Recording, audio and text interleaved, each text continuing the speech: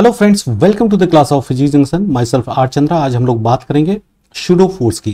अभी pseudo force होता क्या है? Actually this is the one type of fictitious force जो कि हमको फील होता है, जैसे कि हम किसी लिफ्ट में हैं और लिफ्ट ऊपर की तरफ एक्सेलरेट हो रही है, तो उस वक्त हमें लगता है कि हमारा वेट थोड़ा बढ़ गया है।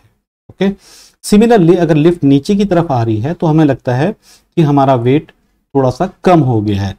ऐसा क्यों फील होता है? तो उसी को समझने के लिए आज हम एक टॉपिक लेके आए हैं, स्यूडो फोर्स। ठीक है, अब देखिए यहां पे मैं अगर एक केस मैंने लिया हुआ है जिसमें कि हमारे पास लिफ्ट जो है वो ऊपर की तरफ एक्सेलरेट हो रही है। कहां की तरफ एक्सेलरेट हो रही है? ऊपर की तरफ एक्सेलरेशन ए से जा रही है।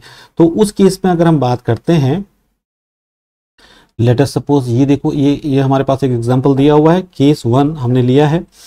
तो यहां पर ये बंदा, दो बंदे हैं, एक तो ये ग्राउंड पे है जिसको हम ऑब्जर्वर 1 बोलेंगे, और एक लिफ्ट के अंदर है, ये ऑब्जर्वर 2 है। अब इस लिफ्ट के अंदर हमने क्या किया है, एक एम मास का एक ब्लॉक रखा हुआ है, साथ में एक वेइंग मशीन रखी हुई है, एक वेइंग मशीन रखी है। अब हमने बोला कि इस वेइंग मशीन की रीडिंग क्या निकलेगी। आपको मालूम है कि जब भी कोई भी ऑब्जेक्ट किसी भी वेइंग मशीन में रखा है, किसी भी ऑब्जेक्ट को हमने, यानी कि एक एम मास की बॉडी को हमने इस वेइंग मशीन में रखी है, तो आपको ये मालूम होगा कि ये बॉडी का एक तो मास mg नीचे की तरफ लगता है, दूसरा वेइंग मशीन इस पे एक नॉर्मल ऊपर की तरफ लगाती है। इतना तो हमको मालूम है। अगर मैं इधर ग्राउंड में बैठ के यहां पर से देखूं इसको, तो जो नॉर्मल जो लग रहा है, वेइंग मशीन हमेशा जो रीडिंग जो आती है वेइंग मशीन की, हमेशा किसकी रीडिंग देता है? नॉर्मल की। वेइंग मशीन हमेशा किसकी रीडिंग देता है? नॉर्मल की। तो अब हमने यहां पर दो ऑब्जर्वर हैं, एक ऑब्जर्वर जो है वो तो ग्राउंड पे है और एक ऑब्जर्वर जो है वो लिफ्ट के अंदर है। तो हमने ऑब्जर्वर 1 से बोला कि भाई जरा आप बताइए, आपको ये जो वेइंग मशीन है इसकी रीडिंग आपके रिस्पेक्ट में क्या रहेगी? इन्होंने बोला ओके, चलते हैं, बात करते हैं। अब देखो ऑब्जर्वर 2 को हमने बोला थोड़ी देर के लिए आप चले जाइए, ऑब्जर्वर 1 देखो इसको ऑब्जर्व करेंगे। ऑब्जर्वर 1 ने बोला, ये ऑब्जर्वर 1 है, इन्होंने बोला देखो साहब, ये जो मास है, इस मास पे एक तो वेट लग रहा है नीचे की तरफ, एक फोर्स लग रहा है mg, ऊपर की तरफ वेइंग मशीन ने इस पे एक फोर्स लगाया नॉर्मल, और दूसरा क्या है कि ये लिफ्ट ऊपर की तरफ जा रही है एक्सेलरेशन a से। तो इसका मतलब क्या होगा कि ये मास भी एक्सेलरेशन a से ऊपर की तरफ जा रहा है। तो अब मैं यहां पर अगर बात करूं, यहां पर एक्सेलरेशन इस मास का ऊपर की तरफ a है, तो अगर किसी बॉडी का एक्सेलरेशन a है तो मैं बोलूंगा उस बॉडी पे net force is equal to mass into acceleration. अभी नेट फोर्स क्या हो गया?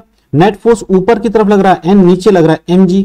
ऊपर अगर फोर्स को पॉजिटिव बोलते हैं, नीचे के फोर्सेस को हम नेगेटिव बोलते हैं, तो n माइनस mg ये नेट फोर्स हो गया। This is equal to m into a।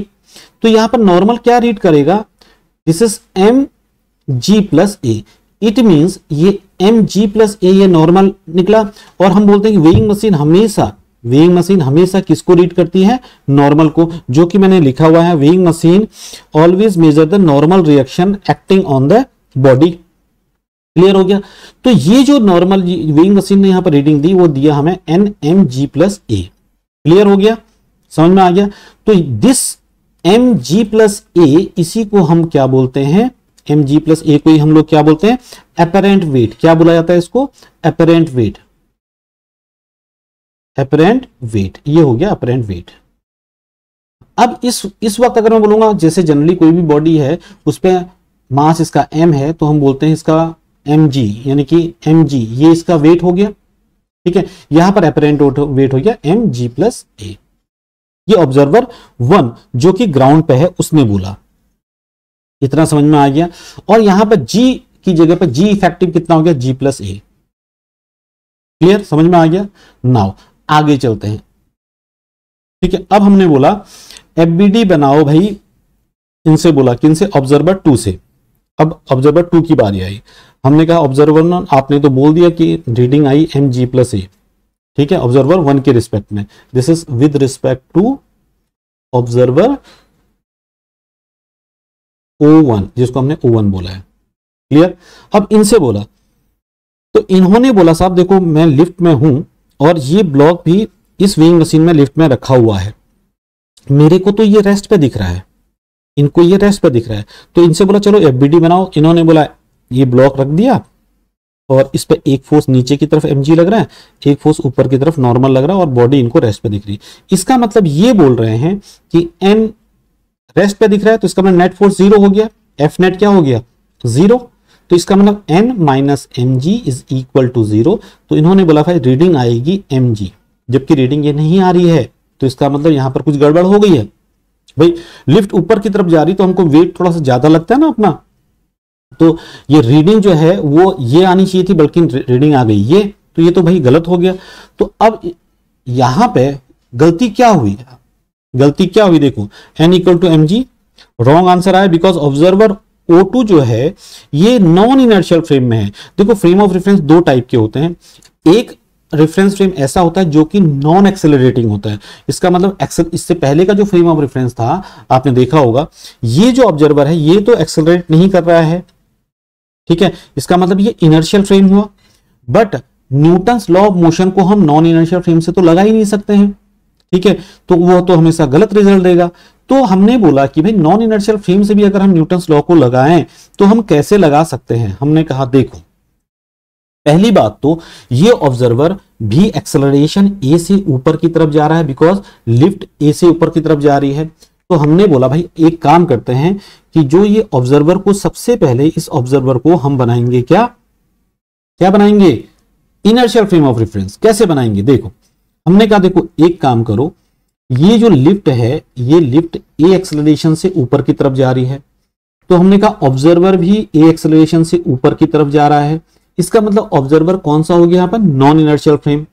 इसको इनर्शियल बनाने के लिए हमने पहले तो इसको एक्सेलरेटिंग फ्रेम को नॉन एक्सेलरेटिंग बनाना है, तो इस बंदे को नॉन एक्सेलरेटिंग करना है, तो इसके पास हम एक फोर्स एक एक्सेलरेशन अपोजिट डायरेक्शन में लगाएंगे, लगा दिया। तो अब इसका एक्सेलरेशन क्या हो गया, इस ऑब्जर्वर का एक्सेलरेशन क्या हो गया 0। तो जितना हमने एक्सेलरेशन इस पे लगाया है उतना ही एक्सेलरेशन हम इस बॉडी पे भी लगाएंगे, क्लियर। तो अभी तक तो ये हमारे पास एफबीडी जब पहले बना था उन्होंने बोला mg यहां लग रहा है, n इधर लग रहा है। भाई अब हमने क्या लगाया, इस पे भी एक हमने एक्सेलरेशन नीचे की तरफ लगाया,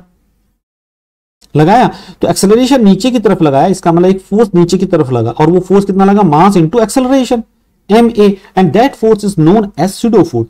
So whenever we apply the Newton's law of motion from a non-inertial frame, always remember सबसे पहले नॉन इनर्शियल फ्रेम को हमको इनर्शियल बनाना है, उस फ्रेम ऑफ रेफरेंस को। और इनर्शियल बनाने के लिए, क्योंकि नॉन इनर्शियल क्यों है, क्योंकि उसमें एक एक्सेलरेशन है, और उस एक्सेलरेशन को नलीफाई करने के लिए हमें उसके अपोजिट डायरेक्शन में एक एक्सेलरेशन उस फ्रेम ऑफ रेफरेंस में लगाना पड़ेगा।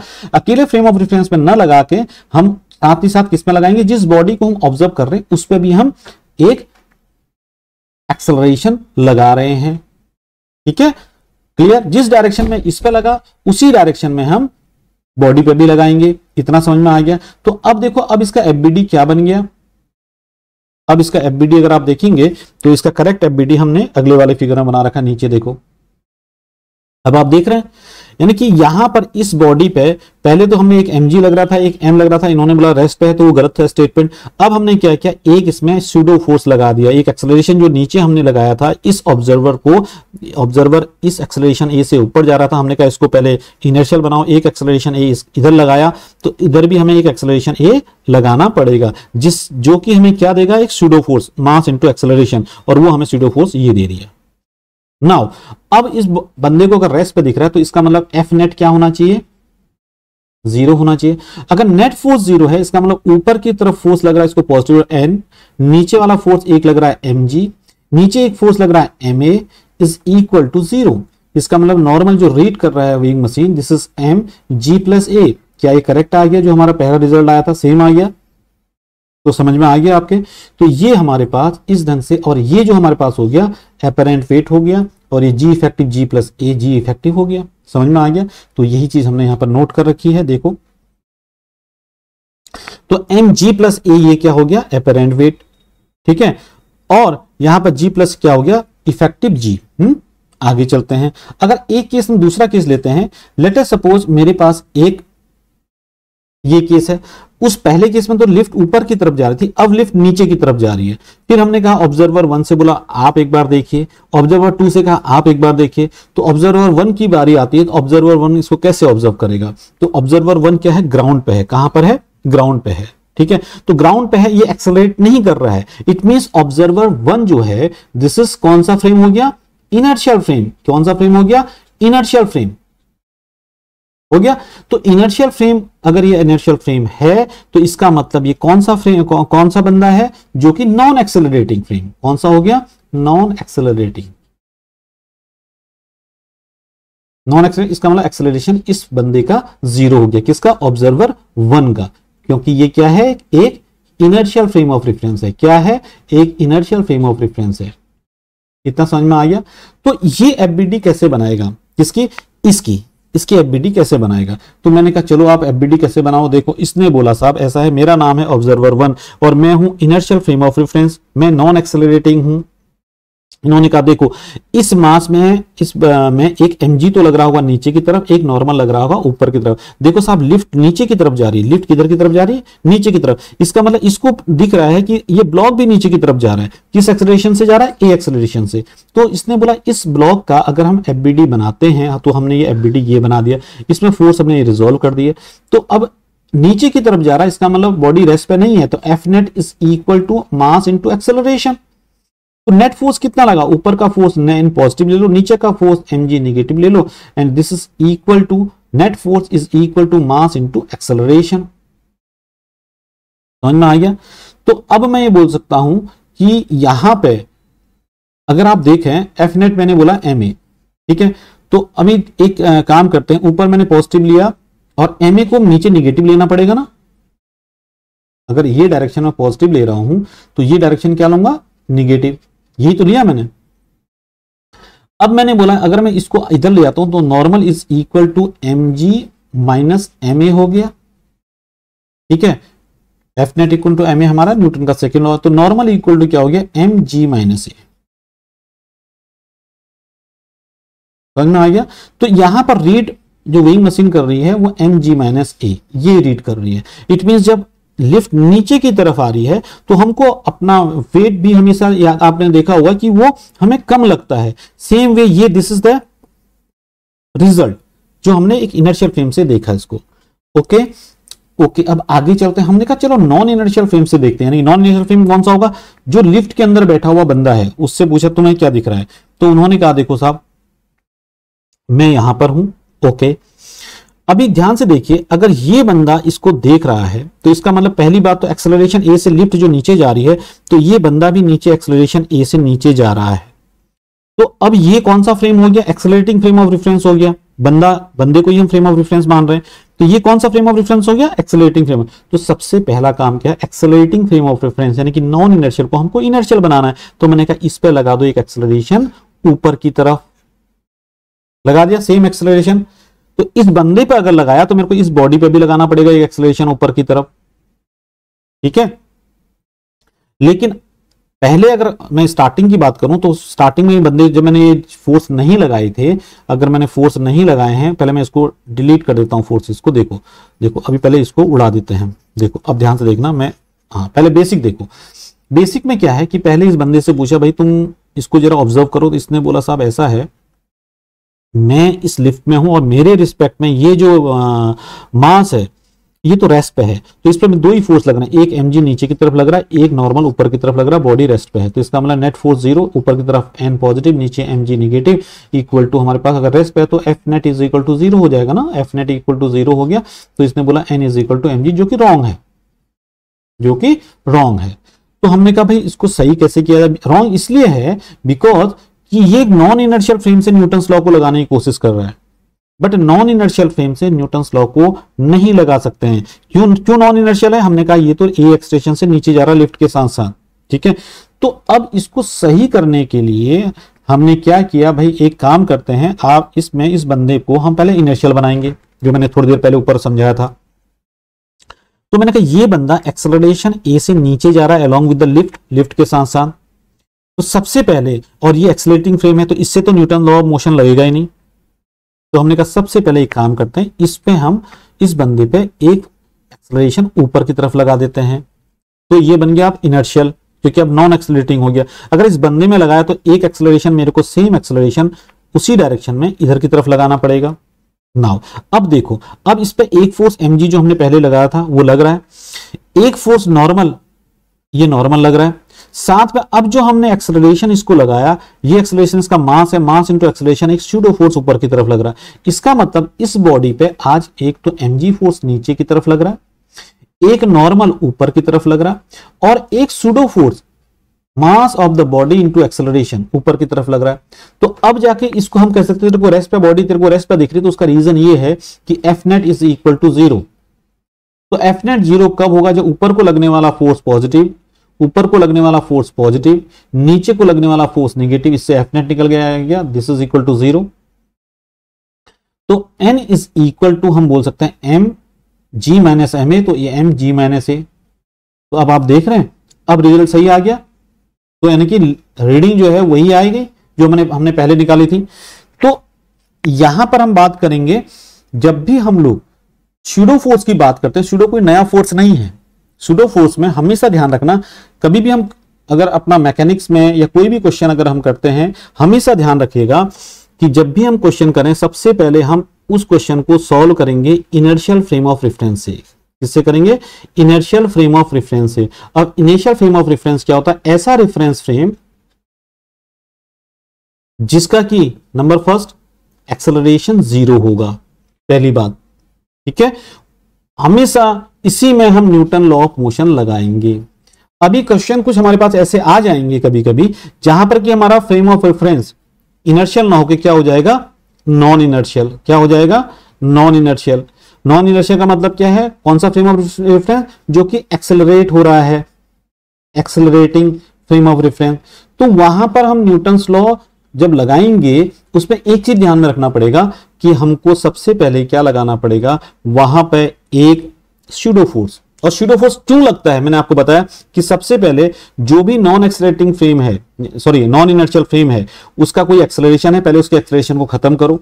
एक्सेलरेशन को खत्म करने के लिए हमने क्या किया, अगर ये बॉडी, ये फ्रेम ए से इधर की तरफ मूव कर रहा है, पहले इसमें एक्सेलरेशन इतना ऊपर की तरफ लगाओ, इसको नॉन एक्सेलरेटिंग बनाओ। सेम है जब हम बॉडी में करते हैं, तो बॉडी पे भी हम उसी डायरेक्शन में एक फोर्स लगाएंगे, एक्सेलरेशन, एक एक्सेलरेशन लगाएंगे जिससे एक फोर्स लगेगा, force is equal to mass of the body into acceleration, ठीक है। तो ये हमारे पास कॉन्सेप्ट है स्यूडो फोर्स, तो हम लगा सकते हैं। हमेशा न्यूटन्स लॉ ऑफ मोशन अगर हम नॉन इनर्शियल फ्रेम से लगा रहे हैं, तो ध्यान रखना कि वहां पर हमको स्यूडो फोर्स को ध्यान में रखना पड़ेगा। क्लियर? तो इसी का मैंने एक कंक्लूजन भी अगर आप देखेंगे, लास्ट में कंक्लूजन दिया हुआ है कि स्यूडो फोर्स जो बुक्स बोलती हैं क्या बोलती हैं, देखो ध्यान से देखो, मैंने कहीं पर ये लिखा, देखो इसको ध्यान से देखिए।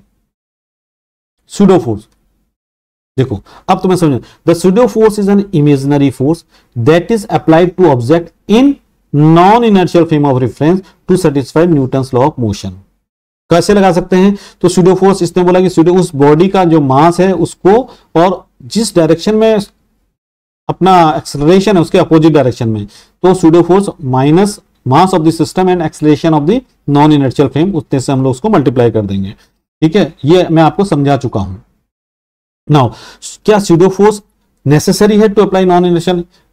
अगर हमको न्यूटन्स लॉ लगाने हैं नॉन इनर्शियल फ्रेम में, then it is necessary to apply pseudo force in Newton's law which are not valid in inertial, non inertial reference frame. तो Newton's law of motion non inertial reference frame में valid नहीं है। अगर हम valid करवाना है तो आपको स्यूडो फोर्स लगाना ही पड़ेगा। स्यूडो फोर्स की डायरेक्शन कहां होती है? आपने देखा होगा, direction of the pseudo force is opposite to the direction of the acceleration of the non inertial frame. हमने बोला था ना, लिफ्ट वाला केस में बताया था, ये लिफ्ट है, ये बंदा है और यहां पर ब्लॉक रखा हुआ है। लिफ्ट अगर ऊपर की तरफ एक्सेलरेट कर रही है, तो अभी ये बंदा भी ऊपर की तरफ एक्सेलरेशन कर रहा है, इसको तो रेस्ट पे दिख रही है। रेस्ट पे कब दिखेगी? ये बंदा इस लिफ्ट में है, तो मैंने बोला सबसे पहले इस बंदे का एक्सेलरेशन पहले 0 करो। तो इस बंदे का एक्सेलरेशन अगर हम 0 कर रहे थे, इस बंदे पे एक्सेलरेशन उतना ही एक्सेलरेशन मैं नीचे की तरफ लगा रहा हूं, सेम एक्सेलरेशन मैं इसमें भी लगाऊंगा। ब्लॉक पर भी। अगर अब तो यही चीज तो है, तो इस ब्लॉक का एक मास mg नीचे की तरफ पहले से लग रहा था, एक नॉर्मल ऊपर की तरफ पहले से लग रहा था। अगर इसको रेस्ट पे दिख रही है तो ये जो एक्सेलरेशन ए नीचे है मल्टीप्लाई बाय अगर मास करूं तो ये एक सूडो फोर्स लग गया। ठीक है, तो इसीलिए बोला है कि जो direction of the pseudo force है, हमेशा अगर ये बंदा इधर की तरफ एक्सेलरेट कर रहा है तो सूडो फोर्स की डायरेक्शन उसके अपोजिट लगेगी। क्यों लगेगी, उसका रीजन मैंने आपको बता दिया। तो this is the concept of the pseudo force. ठीक है, तो इसी सूडो फोर्स को ध्यान में रखते हुए आपके क्वेश्चन आते हैं। तो मैं आपको कुछ क्वेश्चन मैंने इसमें लिए हुए हैं, दिखाता हूं आपको। बहुत इजी क्वेश्चंस हैं, बट आपको कॉन्सेप्ट समझ में आ जाना चाहिए, है ना। अब जैसे कि मैंने एक क्वेश्चन ये है, क्या है, एक आदमी है जिसका वेट 80 kg है, वो एक वेइंग मशीन के ऊपर बैठा हुआ है, खड़ा है, स्टैंड, ओके। और जो लिफ्ट है, और वो वेइंग मशीन लिफ्ट में है, लिफ्ट ऊपर की तरफ मूव कर रही है, किस एक्सेलरेशन से, 5 मीटर पर सेकंड स्क्वायर से। What with the reading of the machine. कर सकते हैं, बिल्कुल कर सकते हैं। पहले एक आपने लिफ्ट बना लो, हमेशा क्वेश्चन करने से पहले इमेजिन कर लो क्या है भैया। देखो ये वेइंग मशीन मान लो, ये क्या है, एक वेइंग मशीन जो कि लिफ्ट के अंदर रखी हुई है, दिस इज वेइंग मशीन। यहां पर एक पर्सन खड़े हैं और ये लिफ्ट ऊपर की तरफ जा रही है 5 मीटर पर सेकंड स्क्वायर से। अभी यहां पर ये बात कर रहे हैं कि हमको ये आदमी जो है, what would be the reading of the machine. अब मैं बोलता हूं इसी आदमी के रिस्पेक्ट में देख लो, इसको रीडिंग क्या दिखी होनी चाहिए। अब देखो, अब ध्यान से देखिए, अगर ये लिफ्ट 5 मीटर पर सेकंड, पहली बात तो देखो इस आदमी को, ये आदमी यहां पर है, इस आदमी, ये आदमी है, इस पे क्या क्या फोर्स लग रहे होंगे, पहली बात ये देखो, ध्यान से देखना, ठीक है ना। इस आदमी पे क्या क्या फोर्स लग रहे होंगे। एक तो इस आदमी का जो वेट है mg नीचे की तरफ लग रहा होगा, एक इस आदमी पे वेइंग मशीन ने एक नॉर्मल लगाया ऊपर की तरफ, ठीक है। अब ध्यान से देखिए, ये जो आदमी है, मैं इसी के रिस्पेक्ट में देख रहा हूं, ये जो आदमी है ये 5 मीटर पर सेकंड स्क्वायर से अगर लिफ्ट ऊपर जा रही है तो ये भी तो 5 मीटर पर सेकंड स्क्वायर से ऊपर की तरफ जा रहा है, जा रहा नहीं जा रहा। तो ये 5 मीटर पर सेकंड स्क्वायर से ऊपर की तरफ जा रहा है, तो मेरे को क्या करना है, इसको 5 मीटर पर सेकंड स्क्वायर से नीचे की तरफ ले करना है, बिकॉज ये नॉन इनर्शियल हो गया। तो इसको इनर्शियल बनाना, तो इनर्शियल बनाना है, तो मैंने बोला इसको पहले 5 मीटर पर सेकंड स्क्वायर से नीचे की तरफ लेके आऊंगा, तो ये हो गया इनर्शियल, हो गया।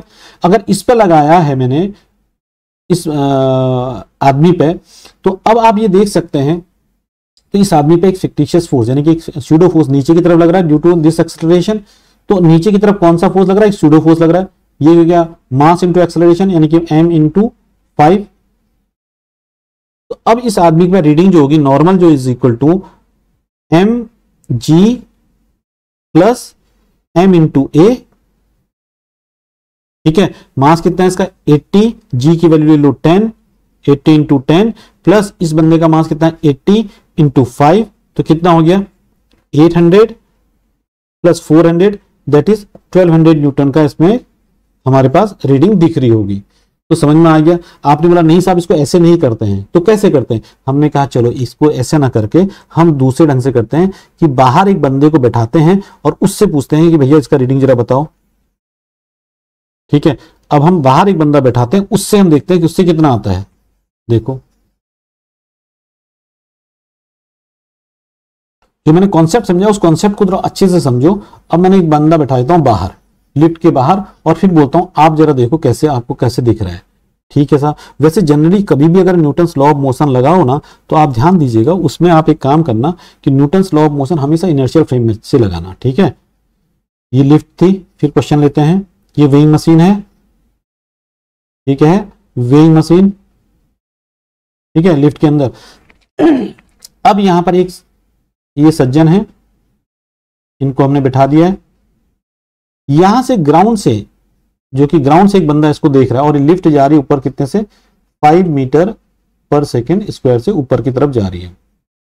ओके, बॉडी का मास अभी आप कितना 80 kg है, तो इस पे एक फोर्स, तो अब इसके रिस्पेक्ट की बात कर रहा हूं मैं, ये देख रहा है इसमें एक फोर्स तो लग रहा है 80 इंटू जी, mg नीचे की तरफ, और एक फोर्स ऊपर की तरफ लग रहा है जो लिफ्ट लगा रहे, सॉरी जो वेइंग मशीन लगा रही, दैट इज नॉर्मल एंड। फिर इसने बोला कि भाई ये अगर लिफ्ट ऊपर की तरफ जा रही तो ये आदमी भी तो ऊपर की तरफ जा रहा है एक्सेलरेशन ए से, यानी कि 5 मीटर पर सेकंड स्क्वायर से जा रहा है, नहीं जा रहा है। तो अब इन्होंने बोला कि भाई मैं ऐसे करूंगा इसको, ये ऊपर को जा रहा है तो F net is equal to mass into acceleration. तो नेट फोर्स कितना लग रहा है ऊपर की तरफ n, नीचे की तरफ 80g is equal to body का मास 80 इंटू एक्सेलरेशन ऊपर की तरफ क्या है 5। तो n is equal to 80g plus 80 into 5। कितना आ गया, g को 10 ले लो, ये हो गया 800 और ये हो गया 400, अगेन 1200 न्यूटन आ गया। यानी दोनों फ्रेम ऑफ रेफरेंस से हमने इसका रीडिंग निकाला, वो आ गया 1200। तो वेइंग मशीन का रीडिंग आ गया 1200 न्यूटन। समझ में आ गया इतना। चलो अब इसमें एक दूसरा क्वेश्चन करते हैं। ये क्वेश्चन एक अच्छा क्वेश्चन है। यहां पर क्या है कि एक ट्रक है, एक ट्रक जा रहा है और इस ट्रक में एक पेंडुलम लटका हुआ है। तो जब ये ट्रक आगे की तरफ एक्सेलरेशन ए से जाता है तो पेंडुलम पीछे की तरफ जा रहा है। तो ऐसा अब यहां पर हमें बोला गया कि अगर ये पेंडुलम पीछे की तरफ जा रहा है, वर्टिकल से थीटा एंगल या एंगल थीटा निकालो। Figure show a pendulum suspended from the roof of a truck that has a constant acceleration a towards the right relative to the ground. Very good. Find the deflection of the pendulum from the vertical. यानी कि pendulum जो हमारे पास है उस pendulum का vertical से deflection, यहां पर पेंडुलम आ गया, ये एंगल थीटा हमें फाइंड आउट करना है। तो इसको भी मैं दो तरीके से फाइंड आउट कर सकता हूं। अगर ये एक आदमी बैठा है जो कि ग्राउंड फ्रेम में है, ये आदमी क्या है ग्राउंड फ्रेम में, ये रुका हुआ है, ये देख रहा है। तो इस आदमी की रिस्पेक्ट में अगर मैं बात करता हूं, ये जो पेंडुलम है, ऐसे पेंडुलम ऐसे आ गया, तो इस पेंडुलम का लेट अस सपोज मास m है और मेरे को यह एंगल थीटा निकालना है। तो अब ये देख सकते हैं इस पेंडुलम में कौन कौन से फोर्सेस लग रहे हैं, कौन कौन से फोर्सेस लग रहे हैं। मैंने कहा साहब एक तो इसका mg नीचे की तरफ लग रहा है, दूसरा एक रस्सी में टेंशन T इधर की तरफ लग रहा है। अगर ये एंगल थीटा है तो ये एंगल भी क्या होगा थीटा होगा। तो ये अब इस पे दो ही फोर्स लग रहे हैं, एक mg नीचे लग रहा है, एक टेंशन लग रहा है। ठीक है, तो इस टेंशन को मैंने रिजोल्व कर दिया, यहां पर हो गया T cos थीटा ऊपर की तरफ, और इधर क्या हो गया T sin थीटा। ये कौन सा ऑब्जर्वर देख रहा है, इनर्शियल फ्रेम का ऑब्जर्वर देख रहा है। कौन सा देख रहा है, इनर्शियल फ्रेम का ऑब्जर्वर। तो इनर्शियल फ्रेम का ऑब्जर्वर इसको देख रहा है तो बोलेगा ओके ये ट्रक तो ए एक्सेलरेशन से आगे की तरफ जा रहा है, इसका मतलब ये बॉब भी ए एक्सेलरेशन से आगे की तरफ जा रही है। इसका मतलब बॉब पे एफ नेट जीरो नहीं है, F net net force zero नहीं है। तो मैंने कहा अगर इसमें एफ नेट जीरो नहीं है, F net is not equal to zero, तो इसका मतलब F net force on this bob is mass into acceleration, यही होता है। तो एफ नेट फोर्स इसमें क्या लग रहा है, नंबर फर्स्ट देखो ऊपर की तरफ फोर्स लग रहा है टी कॉस थीटा, वर्टिकल में तो अगर आप देखें टी कॉस थीटा, ये बैलेंस किसको कर रहा है mg को, और हॉरिजेंटल में जो टी साइन थीटा दे रहा वो टी साइन थीटा हॉरिजेंटल में, अगर मैं इसकी बात करूं हॉरिजेंटल के लिए, वर्टिकल में तो ये हो गया, हॉरिजेंटल में हो गया T sine theta is equal to mass into acceleration, हो गया। तो ये हॉरिजेंटल का फोर्स हो गया और ये वर्टिकल का हो गया। नाउ अब अगर मैं इसको इक्वेशन 1 ले लो, इसको इक्वेशन 2 ले लो, अगर 2 को 1 से डिवाइड कर दोगे तो क्या आ जाएगा, T sine theta divided by T cos, T और टी कैंसिल हो जाएगा, sine theta upon cos theta क्या आ जाएगा tan theta is equal to M A upon M G होगा, तो ए अपॉन जी हो गया। तो it means theta is equal to यहां पर मेरे पास आ गया tan inverse A upon G. इतना समझ में आ गया, यानी कि ये एंगल हमने निकाल दिया। ये किस फ्रेम ऑफ रेफरेंस पे निकाला, ये हमने निकाला था कौन से फ्रेम ऑफ रेफरेंस से निकाला था, ये हमने निकाला था एक इनर्शियल फ्रेम ऑफ रेफरेंस से। अगर मैं बोलता हूं इसी ट्रक में एक आदमी को बैठा दूं, अब बताइए कैसे निकालेंगे। अगर मैं इसी ट्रक में एक आदमी को बैठा दूं तो कैसे निकालेंगे, तो उसके लिए थोड़ा मैं इसको इरेज कर देता हूं। अब मैं इस आदमी के रिस्पेक्ट में नहीं देखूंगा, अब मैं देखूंगा किसके रिस्पेक्ट में, ट्रक में बैठे हुए आदमी, यानी with respect to truck. Truck में एक आदमी बैठा है, उसका भी यही आना चाहिए आंसर, ठीक है। तो आंसर ये आना चाहिए, तो उसके लिए मेरे को क्या करना है, ट्रक में बैठा हुआ आदमी कौन सा है, इनर्शियल है नॉन इनर्शियल है। भाई ट्रक एक्सेलरेट हो रहा है, इसका मतलब ट्रक में बैठा हुआ आदमी एक नॉन इनर्शियल फ्रेम का आदमी है। और नॉन इनर्शियल फ्रेम कौन सा फ्रेम होता है, जो कि एक्सेलरेट हो रहा है। कौन सा होता है, जो कि एक्सेलरेट हो रहा है। अब देखो ये ट्रक का फोटो ले लेते हैं, थोड़ा सा इधर ले लेते हैं इसको, है ना। अभी अब सुनो, अब मान लीजिए मैंने एक आदमी यहां पर बैठा दिया ट्रक के अंदर, पहले एक काम करते हैं, ट्रक का थोड़ा फोटो बड़ा कर देते हैं सो दैट आपको क्लियर हो जाए। मैं इसको उठा के कंट्रोल सी करता हूं, मैं इसको यहां पर ले आता हूं तो थोड़ा मजा आएगा आपको देखने में। ठीक है, ट्रक को थोड़ा बड़ा करते हैं, देखो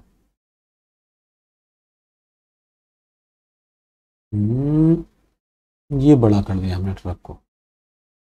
ठीक है, अब देखो अच्छा लग रहा है, थोड़ा बड़ा दिखा, समझ में आ रहा है। अब हम लगा रहे हैं, ट्रक जा रहा है एक्सेलरेशन ए से, इधर की तरफ जा रहा है ट्रक एक्सेलरेशन ए से राइट डायरेक्शन में। अरे भाग गया ट्रक तो हमारा, इधर भाग गया। पकड़ो भाई, हमारा ट्रक मिला मिला मिला मिला। अब थोड़ा ध्यान से देखेंगे। तो लेट अस सपोज इस ट्रक में एक आदमी बैठा हुआ है, इस ट्रक में एक आदमी बैठा हुआ है। अब वो आदमी मैं कहां बनाऊं उसको फिगर, देखो यहां बना देता हूं। ये एक आदमी इस ट्रक में बैठा हुआ है। अब ये विद रिस्पेक्ट टू दैट आदमी, दैट पर्सन, इस पर्सन के रिस्पेक्ट में हमको निकालना है थीटा एंगल क्या होना चाहिए। मैंने कहा ओके। तो ये आदमी इसको देख रहा है, इस आदमी के रिस्पेक्ट में अगर आप देखें तो ये जो बॉब है जो वर्टिकल से यहां पर थीटा एंगल पे ऐसे है अभी, ठीक है, ये थीटा एंगल पे। तो इस आदमी से बोला आपका क्या विचार है, बोलता साहब ऐसा है। और पहली बात तो ट्रक एक्सेलरेशन ए से इधर की तरफ जा रहा है तो क्या ये आदमी न्यूटन लॉ ऑफ मोशन लगा सकता है? क्यों नहीं लगा सकता है? लगा सकता है? नहीं लगा सकता है, बिकॉज ये आदमी भी एक्सेलरेशन ए से इधर की तरफ जा रहा है। ट्रक इधर जा रहा है तो ट्रक के साथ साथ ये आदमी का खुद का एक्सेलरेशन भी है। तो मैंने आपको बताया था जब भी हम Newton's law of motion non inertial frame, it means जो फ्रेम ऑफ रेफरेंस एक्सेलरेटिंग है उनसे लगाएंगे तो हमेशा पहले मेरे को इस आदमी का खुद का एक्सेलरेशन पहले मेरे को जीरो करना पड़ेगा। क्या करना पड़ेगा? इस आदमी का एक्सेलरेशन ए इस साइड में है तो इस आदमी को पहले मेरे को इनर्शियल बनाना पड़ेगा। ए एक्सेलरेशन इधर लगाया, अगर आदमी में एक्सेलरेशन लगाया तो बॉब पे भी मेरे को एक्सेलरेशन एक इधर की तरफ लगाना पड़ेगा। अब ये एक्सेलरेशन ए इधर भी लग रहा था आदमी में और इधर भी लगा दे तो ये आदमी क्या हो गया? एक inertial frame of reference, non accelerating हो गया। तो बॉब पे एक एक्सेलरेशन अगर इधर की तरफ लग रहा है तो बॉब का मास m है, तो मास इंटू एक्सेलरेशन एक फोर्स इधर की तरफ लग रहा है। तो जो मैंने बोला था जब भी आप नॉन इनर्शियल फ्रेम से न्यूटन्स लॉ ऑफ मोशन लगाएंगे तो हमेशा ध्यान दीजिए एक स्यूडो फोर्स लगता है, वो स्यूडो फोर्स ये है। अब बाकी तो हमको पता ही है, इसमें एक mg नीचे की तरफ लग रहा है, एक टेंशन इधर की तरफ लग रहा है, इसको रिजोल्व कर दो, ये हो गया अपना t cos थीटा और इधर हो गया t sin थीटा। और इस आदमी को ये बॉब अभी रेस्ट पे दिख रही है, रेस्ट पे दिख रही है, इसका मतलब नेट फोर्स क्या हो गया? जीरो हो गया। तो हम बोलेंगे टी वर्टिकल में अगर देखें t cos theta is equal to mg, ये एक इक्वेशन बन गई। और इधर हॉरिजॉन्टल डायरेक्शन में t sin theta is equal to क्या हो गया?